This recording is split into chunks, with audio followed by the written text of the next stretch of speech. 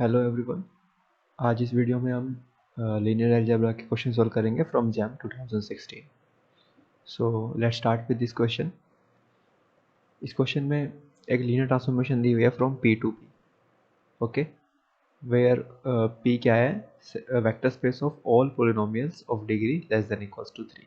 मतलब पी के अंदर सभी रियल पोलिनोमियल्स आती है of degree less than equals to 3। और जो लीनियर ट्रांसफॉर्मेशन है फ्रॉम पी टू पी वो इस तरह से डिफाइन किया है।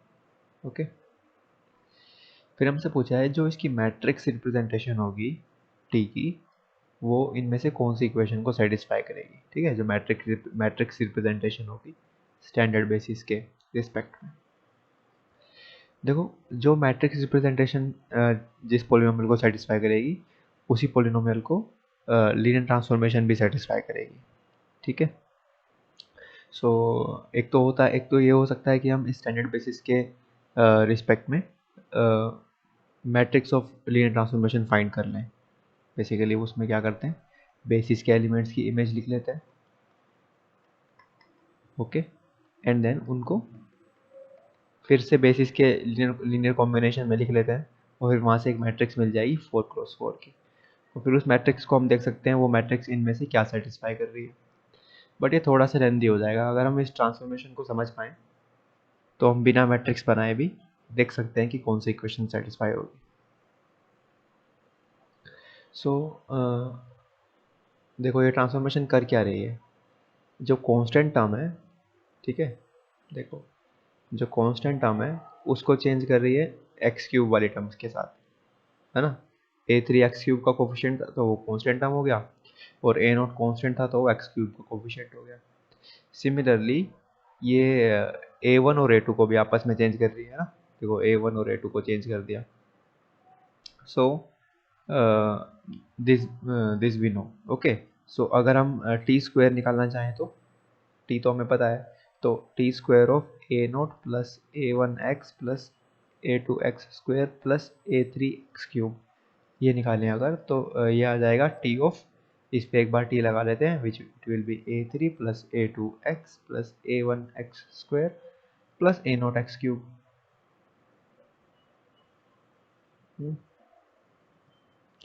अभी क्या है, इस पे फिर से t लगाएंगे तो वो फिर से वही वही चीज़ रिपीट करेगा ना। इन दोनों कोफिशिएंट्स को बदलेगा तो it will be a0 plus plus a1x plus a2x² plus a3x³ ये हो जाएगा। तो ये तो फिर से वही आ गया, है ना, जो इनिशियली लिया था। तो इसका क्या मतलब हुआ? इसका मतलब ये हुआ कि t² of any polynomial p of x, p नहीं लेते, f ले लेते हैं, any polynomial f of x is equals to f of x for all f belongs to p। ठीक है, तो इसका मतलब क्या हुआ? ये तो आइडेंटिटी मैप की तरह काम कर रहा है ना। t² क्या है? आइडेंटिटी है।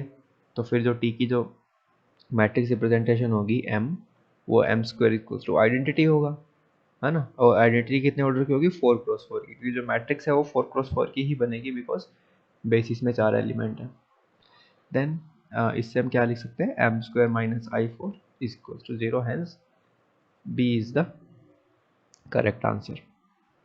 इस क्वेश्चन में लार्जेस्ट आइगन वैल्यू पूछी है इस मैट्रिक्स की।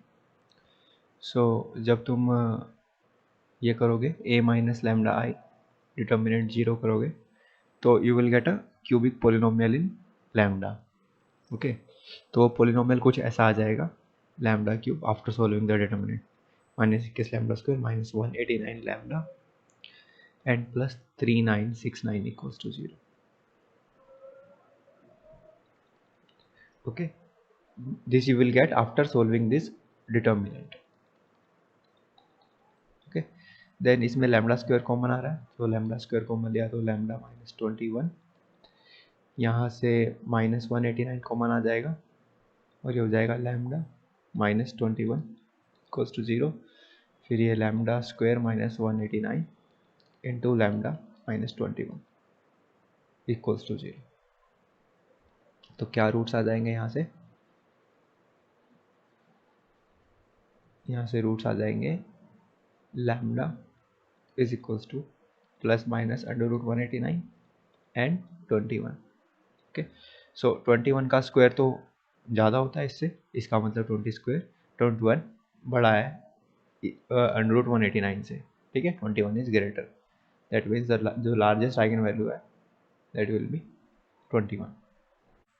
इन दिस क्वेश्चन एक मैट्रिक्स गिवन है और हमें ये बताना है कि अल्फा के किस वैल्यू के लिए ये जो गिवन मैट्रिक्स है ये यूनिटरी मैट्रिक्स रहेगी। ओके, सो यूनिटरी मैट्रिक्स की डेफिनेशन क्या होती है कि अगर m यूनिटरी मैट्रिक्स है तो m स्टार I होता है, where m star is the conjugate transpose of the matrix. तो m स्टार निकाल लेते हैं।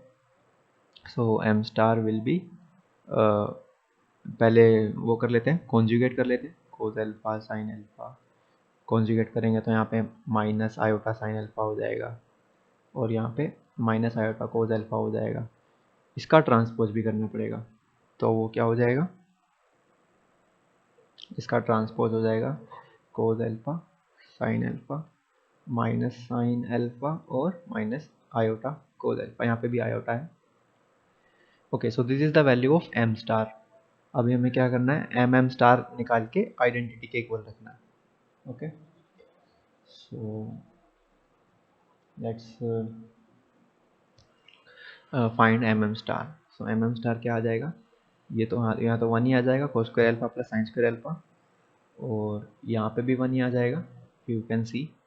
और यहाँ पे हो जाएगा ये हो जाएगा आयोटा कॉमन आ जाएगा, माइनस आयोटा कॉमन आ जाएगा, it will be cos alpha sine alpha plus sine alpha cos alpha, तो वो साइन टू अल्फा का फॉर्मूला बन जाएगा minus iota sine two alpha. और यहाँ पे यहाँ पे भी आयोटा कॉमन आ जाएगा और it will be again sine two alpha. Okay, तो ये mm स्टार आ गया। अब इसको अब हमें ये देखना है कि mm स्टार आइडेंटिटी कब हो रहा है, अल्फा की किस वैल्यू के लिए हो रहा है ना। तो अगर देखो ये पुट करते हैं अल्फा की जगह, तो साइन टू अल्फा क्या हो जाएगा, sine two alpha will be sine 2n+1, 2 से 2 कट जाएगा पाई, तो ये तो 0 हो जाएगा, है ना। तो इसका मतलब अल्फा अगर मैं ये रख रहा हूँ तब तो ये आइडेंटिटी मैट्रिक्स बन रही है, सॉरी, तब ये आइडेंटिटी मैट्रिक्स बन रही है ना फॉर एवरी n। और बाकी कुछ रखोगे तो नहीं बनेगी क्योंकि ये 0 नहीं होगा फिर हर एक n के लिए। So option A is the correct answer. इस क्वेश्चन में एक मैट्रिक्स गिवन है और अल्फा कोई नॉन जीरो नंबर है and b is such that b is a non zero vector such that mx equals to b। Okay, तो हमें find करना है x ट्रांसपोज b का value. So we will assume कि let's say x कोई भी arbitrary R3 में से, तो हम क्या करेंगे, x को ही ले लेंगे, let's say x equals to x1 x2 x3।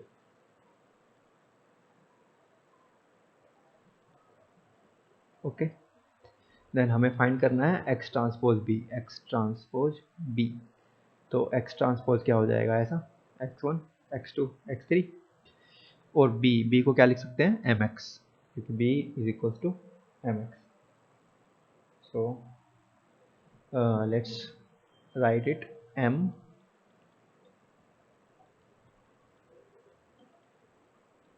and x। Okay, so to get the answer हमें बस इसको मल्टीप्लाई करना है, इन दोनों टर्म्स को, इन दोनों मैट्रिक्स को पहले और फिर इससे उसको। तो देखो ये वाली जो मैट्रिक्स है, ये वाली वो है 1x3 ऑर्डर की, और ये है 3x3 ऑर्डर की, और ये है 3x1 ऑर्डर की। तो जब इन दोनों का मल्टीप्लाई होगा, देखो मैट्रिक्स मल्टीप्लिकेशन तो एसोसिएटिव भी होती है, तो पहले किसी की भी मल्टीप्लाई कर लो, बाद में कर लो, कोई दिक्कत नहीं है। तो एक्स ट्रांसपोज बी जो है वो देखो क्या बन जाएगा, यहाँ पे जब इन दोनों की मल्टीप्लाई होगी तो वो कोई वन रो और 3 कॉलम का एक वेक्टर बन जाएगा, फिर उसकी मल्टीप्लाई x1 x2 x3 से रहेगी। और जब इसको मल्टीप्लाई करोगे इन दोनों को, तो x ट्रांसपोज b जो है वो एक 1x1 का मैट्रिक्स आएगा, ठीक है। तो जब तुम मल्टीप्लाई करोगे तो सारी टर्म्स कैंसिल होके जीरो आंसर आ जाएगा, ठीक है। You just have to multiply first this two matrix और फिर जो भी आएगा उसको इससे मल्टीप्लाई करना है। सिंपल कैलकुलेशन है, सिंपल मैट्रिक्स मल्टीप्लिकेशन है। जब करोगे तो पॉजिटिव टर्म्स और नेगेटिव टर्म्स इक्वल अमाउंट में प्रेजेंट होंगी और वो सारी आपस में कैंसिल हो जाएंगी. So that's why answer is 0. 0 आ जाएगा. Just do it by yourself. हाँ, so C is the answer. In this question एक सबसेट दिया हुआ है R3 का. सो इन दिस क्वेश्चन एक सबसेट दिया हुआ है R3 का और हमें बताना है कि for which alpha beta and gamma इसकी जो डायमेंशन है वो 2 रहेगी बेसिकली. ओके, सो सबसेट दिया है तो पहले ये भी देखना होगा ये वेक्टर स्पेस मतलब सब स्पेस है भी या नहीं, तभी हम डायमेंशन बता पाएंगे. So first of all let's try to check the first option. तो इसमें वो वाले एक्स वाई जेड आ रहे हैं जो इस पर्टिकुलर कंडीशन को सेटिस्फाई करते हैं. So let's put alpha 0 beta 1 and gamma 0. So alpha 0 put कर दिया और बीटा 1 और गामा 0, तो वाई सॉरी तो आ जाएगा y plus Z equals to 0. अब यहाँ से z को k1 अज्यूम कर सकते हैं, तो y क्या आ जाएगा -k1 और x तो फ्री है क्योंकि x है ही नहीं यहाँ पे, तो x को लेट से k2 मान लिया. तो x y z क्या हो गया, x y z हो गया 1 0 0 k1 sorry k2 plus 0 -1 1 k1. ठीक है, तो एक्स वाई जेड इस टाइप से हो गया, यानी कि इन दोनों वेक्टर से स्पैन हो रहा है जो v है ना, इन दोनों से स्पैन हो रहा है, मतलब ये बेसिस है 1 0 0 और 0 -1 1. इसका मतलब डायमेंशन हो गई 2. ठीक है, कि बिकॉज बेसिस में 2 एलिमेंट चले गए, तो ए के लिए तो करेक्ट है. अब देखते हैं ए अल्फा 0 हो जाए बीटा 1 हो जाए गामा 1 हो जाए, तो अब की बार y plus Z equals to 1 आ जाएगा.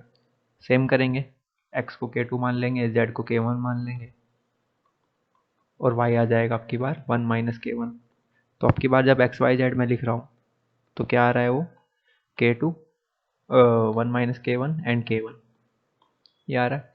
देखो यानी कि सारे के सारे एक्स वाई जेड जो वी में जा रहे हैं वो इस टाइप के हैं, लेकिन प्रॉब्लम ये है कि इस सेट में जीरो नहीं है ना. तुम k1 k2 को कुछ भी पुट कर लो, कभी जीरो नहीं बनेगा ये, है ना, क्योंकि k1 को 1 पुट करोगे तो ये जीरो हो जाएगा, फिर ये जीरो हो जाएगा, पर ये नहीं होगा, तो कभी भी जीरो वेक्टर नहीं मिलेगा. लेकिन अगर कोई सबस्पेस है तो उसमें जीरो तो जानी चाहिए, इसका मतलब ये सबस्पेस ही नहीं है, और सबस्पेस नहीं है मतलब इसके डायमेंशन का कोई मतलब नहीं है फिर. तो इसलिए ए तो करेक्ट था, बी इनकरेक्ट. अब alpha 1 beta 0 gamma 0. Okay, so alpha को 1 रख दिया, एक्स बीटा 0 हो गया, X plus Z equals to gamma 0 हो गया. सेम फर्स्ट जैसे फर्स्ट पार्ट में किया था वही हो जाएगा. जेड को k2 मान लोगे, एक्स जेड की फॉर्म में आ जाएगा, फिर वाई फ्री वेरिएबल है उसको कुछ और मान लोगे, तो तुम्हें पता चल जाएगा कि जो वी है वो तो वेक्टर से स्पैन हो रहा है, और इसका मतलब डायमेंशन कितनी हो जाएगी, 2 हो जाएगी. तो ये भी करेक्ट हो जाएगा.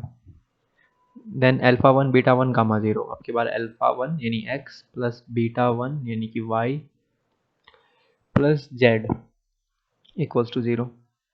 अच्छा आप देखो 3 वेरिएबल है एक इक्वेशन है, तो 2 को फिर से अज्यूम कर सकते हो, है ना. y को k1 मान लो, z को k2 मान लो, तो x आ जाएगा, x क्या आ जाएगा -k1 -k2. तो एक्स वाई जेड कैसे लिख पाओगे, एक्स वाई जेड कैसे लिख पाओगे, -k1 -k2 और यहाँ पे ये हो जाएगा y k1 और z k2. तो इसको हम कैसे लिख सकते हैं, -1 1 0 इंटू k1 प्लस -1 0 1 k2. तो इन दोनों वेक्टर से स्पैन हो गया, इसका मतलब बेसिस में 2 एलिमेंट हो गए, मतलब डायमेंशन 2 हो गए. सो डी भी करेक्ट है. So finally A C and D are correct answers.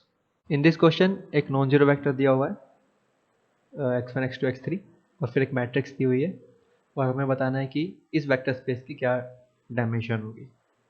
Okay, तो पहले इस मैट्रिक्स को समझ लेते हैं कैसा दिखेगी. देखो x ट्रांसपोज x जो होगा वी कैन इजीली कैलकुलेटेड, ये 1x1 का मैट्रिक्स होगा या फिर सिंपली एक स्केलर होगा. So it can be written as x1 square plus x2 square plus x3 square. ठीक है, और जो x इंटू एक्स ट्रांसपोज होगा वो एक 3x3 का मैट्रिक्स होगा. Okay, so A is nothing but 1 over x1 sorry x1 square plus x2 square plus x3 square into में दिस मैट्रिक्स, और दैट इज A. ओके, और डायमेंशन पूछा हमसे इस वाले स्पेस का.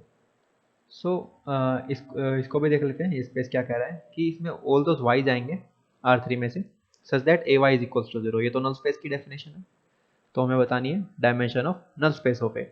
और डायमेंशन ऑफ नल स्पेस क्या होती है? नलिटी ऑफ ए। सो हमें बतानी है नलिटी ऑफ ए, ये हमें फाइंड करनी है। और हमें क्या पता है, ये जो वेक्टर है ये नॉन जीरो है, मतलब ये क्वांटिटी भी नॉन जीरो होगी और हम डिवाइड कर सकते हैं। अगर ये वेक्टर जीरो हो जाए तो अब तो तब तो हम डिवाइड नहीं कर पाएंगे ना जीरो से। So to find the nullity of A, let's try to find the rank of A. अगर रैंक पता चल गया तो हम नलिटी निकाल सकते हैं बाय रैंक नलिटी थ्योरम। सो देखो ए क्या है असल में, ये तो स्केलर है, इसको तो मतलब कि बाहर कुछ भी 1 बाय अल्फा एज्यूम कर सकते हैं। बच गया x इंटू एक्स ट्रांसपोज, तो जो इसका रैंक होगा वही ए का रैंक होगा। ठीक है, x इंटू एक्स ट्रांसपोज का जरूर है, क्योंकि स्केलर से मल्टीप्लाई करने से कभी भी रैंक चेंज नहीं होता है। ठीक है, तो जो इसका रैंक होगा वही ए का होगा। और इसका जो रैंक है x इंटू एक्स ट्रांसपोज का, ये लेस देन इक्वल्स टू होगा minimum of rank of x, rank of x और रैंक ऑफ x ट्रांसपोज, इन दोनों के रैंक से मिनिमम होगा, क्योंकि ये होता है ना, rank of A to B is always less than equals to minimum of rank of A rank of B, ये होता है। ओके, तो ये तो कॉलम वेक्टर है x, सॉरी x, हाँ x तो कॉलम वेक्टर है, और कॉलम वेक्टर का जो रैंक है वो 1 से ज़्यादा नहीं हो सकता, या तो 1 होगा या 1 से कम होगा, है ना। और नॉन जीरो वेक्टर है तो फिर रैंक 1 ही होगा, क्योंकि जीरो होता तभी रैंक 0 हो सकता था। Okay, so so we can say that कि जो rank of x into X transpose है ये लेस देन इक्वल्स टू 1 होगा, बेसिकली हम ये कह सकते हैं लेस देन इक्वल्स टू 1 होगा।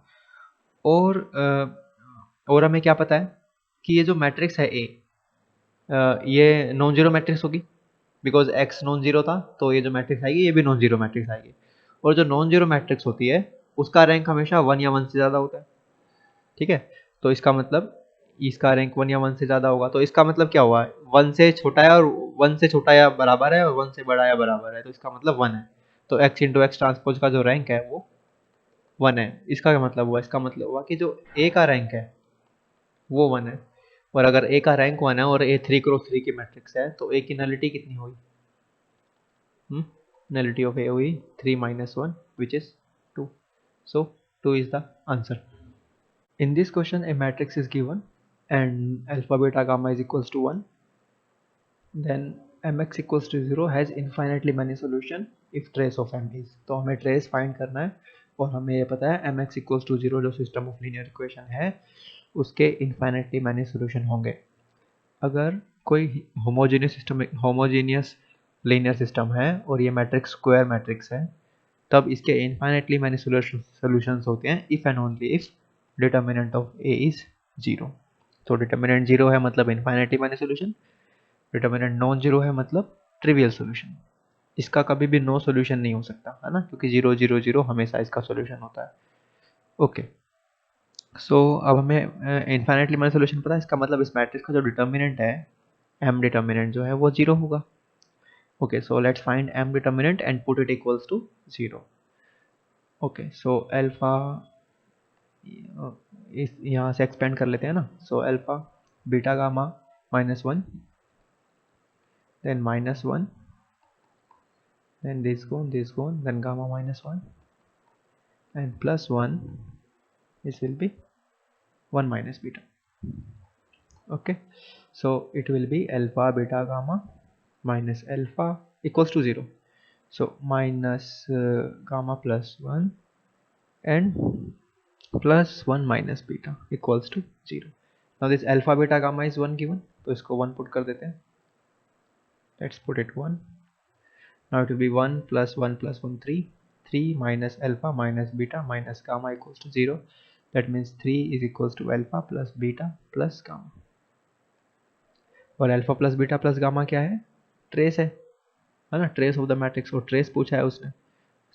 So if this has infinite many solution then trace is 3. In this question दो मैट्रिक्स गिवन है ए और बी, और हमें डायमेंशन बताना है null space of A intersection with range space of B. तो पहले नल स्पेस ऑफ ए निकाल लेते हैं। Let's say x Y Z जो है वो नल स्पेस ऑफ ए में जा रहा है, तो क्या होगा, उसका ए के साथ मल्टीप्लाई 0 आएगा। Okay, that means x plus 2y is equal to 0 और -x minus x plus 5y plus 2z equals to 0। तो यहाँ से x इक्वल्स टू -2y आ गया, और यहाँ से इसको अगर ऐड कर दूँ तो x कैंसिल हो जाएगा। 7y equals to 2z equals to 7y is equals to -2z हो जाएगा। एंड बेसिकली z अगर हम निकालें तो आ जाएगा -7/2y। ओके, तो अभी हमारे पास x और z आ चुके हैं y की फॉर्म में। ठीक है, तो अगर हम इसका जनरल एलिमेंट लिखना चाहें x y z, जो कि हमने कोई आर्बिट्रेरी लिया था नल स्पेस में से, तो वो कैसा होगा? -2 एंड 1 एंड -7/2 इंटू वाई। ठीक है, या फिर 2y y/2 बाहर ले सकते हो, तो ये हो जाएगा 4 -4, ये 2 हो जाएगा, और ये -7। सो जितने भी वेक्टर्स हैं इसमें नल स्पेस ऑफ ए में, वो इसके मल्टीपल हैं। इसका मतलब नल स्पेस ऑफ ए जो है इस सिंगल वेक्टर से स्पैन हो रहा है, तो इसका मतलब जो डायमेंशन ऑफ नल स्पेस है ए के, वो 1 है। ठीक है, तो हमें क्या पता चल गया कि जो डायमेंशन ऑफ नल स्पेस है वो है 1। और डायमेंशन ऑफ रेंज स्पेस अगर निकालें, देखो रेंज स्पेस क्या होगा, अब रेंज स्पेस ऑफ बी निकाल लेते हैं। रेंज स्पेस ऑफ बी क्या होगा? वो रेंज स्पेस जो होता है वो कॉलम वेक्टर से स्पैन होता है, तो it is nothing but the span of 1 -1 3 and 2 0 1। इन दोनों वेक्टर्स का जो लीनियर कॉम्बिनेशन होगा वो सब रेंज स्पेस है। अब ये दोनों वेक्टर तो लीनियरली इंडिपेंडेंट भी हैं, तो इसका क्या मतलब हुआ कि जो dimension of range space of B है वो 2 है। अब ना इसकी डायमेंशन देखो 1 है, इसकी डायमेंशन 2 है, तो इंटरसेक्शन की डायमेंशन या तो 1 होगी या 0 होगी, क्योंकि इंटरसेक्शन दोनों में कंटेन हो रहा है ना। जो इंटरसेक्शन है ये पूरा, वो इसमें भी कंटेन है, इसमें भी कंटेन है, तो इसलिए जो इंटरसेक्शन आ रहा है यानी आंसर या तो 0 है या 1 है। ओके, सो अब हम दोनों केसेस को एक एक करके देख लेते हैं। ठीक है, सो अभी अब जो हमें पता चला है वो लिख लेते हैं कि नल स्पेस ऑफ ए की जो डायमेंशन है वो 1 है, और जो रेंज स्पेस ऑफ बी की जो डायमेंशन है वो 2 है। ठीक है, क्योंकि ये एक वेक्टर से स्पैन हो रहा था और ये 2 वेक्टर से स्पैन हो रहा है इंडिपेंडेंट। ओके, सो नाउ हमें पता है कि या तो आंसर 0 आएगा या 1 आएगा। लेट्स से आंसर 0 आया। अगर आंसर 0 आया तो मतलब कि इनके जो इंटरसेक्शन है उसकी जो डायमेंशन है वो 0 है। इसका मतलब इनकी इंटरसेक्शन में कुछ भी कॉमन नहीं है, यानी कि ये है, या तो ये होगा। अगर आंसर 1 आया तब क्या होगा? तब ये मतलब होगा कि आंसर 1 आने का ये मतलब है कि जो भी इनकी इंटरसेक्शन है बेसिकली, है ना, वो नल स्पेस ऑफ ए के ही बराबर है, क्योंकि तभी तो डायमेंशन 1 हो सकती है ना इंटरसेक्शन की, है ना। क्योंकि देखो अगर लेट्स से इनकी इंटरसेक्शन कोई इनकी जो इंटरसेक्शन है, लेट्स से वो है कोई एस, और इस एस की डायमेंशन मैं बोल रहा हूँ 1 है,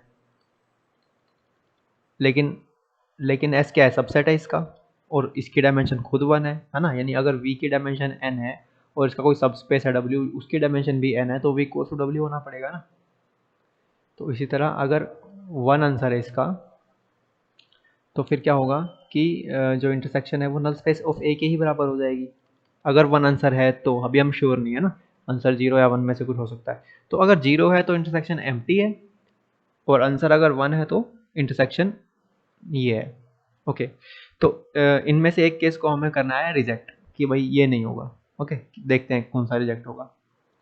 तो अगर ये है तो इसका क्या मतलब हुआ? इसका तो ये मतलब हुआ कि null space of A range of B में कंटेंड है। इसका मतलब नल स्पेस का मैं कोई भी एलिमेंट ले लूँ वो इसकी रेंज में कंटेन है। ठीक है, या फिर हाँ, यही मतलब हुआ इसका। तो और नल स्पेस क्या आया था? नल स्पेस आई थिंक आया था -4, जो नल स्पेस की बेसिस है, मतलब जो कॉमन एलिमेंट दिखेगा नल स्पेस का, वो कैसा दिखेगा, -4, यहाँ पे था आई थिंक 2 और यहाँ पे -7। ओके, तो इस तरह का एलिमेंट था वो, इन सब के मल्टीप्लाई में के कर देते हैं। ठीक है, तो ये इक्वल होगा उसके, मतलब इसका कोई भी जनरल एलिमेंट, कोई भी जनरल एलिमेंट जो है वो इसके इक्वल होगा रेंज स्पेस में जाएगा। ठीक है ना, तो अगर ये रेंज स्पेस में चला गया तो इसके सारे मल्टीपल चले जाएंगे, है ना।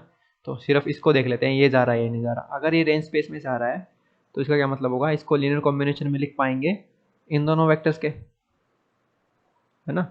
कैसे, सम अल्फा इंटू 1 - 1 3 प्लस सम बीटा इंटू 2 0 1। अगर ये सिस्टम सोल्वेबल है तब तो इसका मतलब कि नल स्पेस का हर एक एलिमेंट रेंज स्पेस में जा रहा है और ये फिर ये इसके इक्वल है, हैंस इसका आंसर हो जाएगा 1। अगर ये सिस्टम सोल्वेबल नहीं है इसका मतलब ये स्टेटमेंट गलत है, इसका मतलब इनका इंटरसेक्शन एम्प्टी है, सॉरी सिंगलटन है, इसका मतलब आंसर हो जाएगा 0। ओके, सो फाइनली क्या चेक करना रह गया, ये चेक करना रह गया कि इसका सोल्यूशन एग्जिस्ट कर रहा है या नहीं। ओके, तो उसके लिए हम क्या करते हैं, alpha plus 2 beta equals to -4, और ये हो जाएगा -alpha plus 0 equals to sum 2, और ये हो जाएगा -7 अल्फ़ा प्लस 3, सॉरी यहाँ पे 3 alpha plus beta equals to -7। ये हो गया। अब यहाँ से अल्फ़ा तो -2 आ गया। ओके, और यहाँ से अल्फ़ा रखेंगे -2 तो क्या हो जाएगा, उधर जाके +2 हो जाएगा, तो 2 बीटा इक्वल्स टू -2 हो जाएगा, तो बीटा इक्वल्स टू -1 आ जाएगा। अब यहाँ रख के देख लेते हैं, अल्फ़ा को -2 रखा तो 3 इंटू -2 प्लस बीटा को -1 रखा, -7 आ गया। मतलब कि इन दोनों अल्फ़ा के लिए तीनों कंडीशन सेटिस्फाई हो गई। इसका मतलब सोल्यूशन एग्जिस्ट कर रहा है, और सोल्यूशन एग्जिस्ट कर रहा है का क्या मतलब है कि हर एक सोल्यूशन एग्जिस्ट का ये मतलब है कि नल स्पेस कंटेन्ड है, null space of A contained है रेंज स्पेस ऑफ वी में, ये कंटेन है। और फिर अगर कंटेन है तो इनका इंटरसेक्शन क्या होगा, नल स्पेस ऑफ ए ही होगा, और इसका डायमेंशन हम ऑलरेडी बता चुके हैं 1 है, तो इसका मतलब इस इंटरसेक्शन का डायमेंशन भी 1 होगा। So this is it for this video and thank you very much for watching.